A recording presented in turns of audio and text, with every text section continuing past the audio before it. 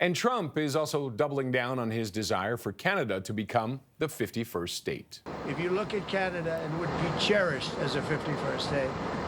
They don't pay their share of military in NATO. They pay very little for military. They're not protected at all. And the reason is they think we're going to protect them. Speaking to reporters on Air Force One on Sunday, Trump claimed we would be paying less than half in taxes if Canada joined the U.S.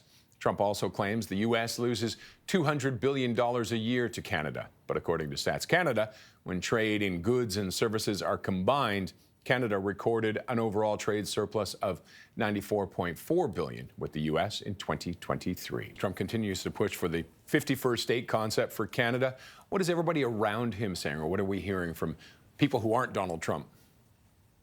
Yeah, I think this is getting to the point now where you even heard it with Justin Trudeau and his hot mic incident. You know, there is real concern about this. There's only so many times you can brush this off as a joke before it starts to get serious and it starts to be something that you need to address. We heard Stéphane Dion talking about the fact that, you know, threats to take over a neighboring country could violate international law. Now, when he was pressed on that this morning in Paris, he wouldn't say whether or not he thought the UN needed to investigate or look into this situation. He said he was simply stating the facts about the law. But, you know, you're starting to hear some stronger messaging from government officials and from, you know, top levels of government that there is concern that this is something that Donald Trump continues to bring up, that he dismisses the nation's viability as a country, for example. You know, there is, to a certain extent, a potential for using this as negotiating leverage to destabilize. We've heard Justin Trudeau talk about how Trump likes to destabilize his negotiating opponents, but you know, there still needs to be really significant concern, especially if this does come to issues like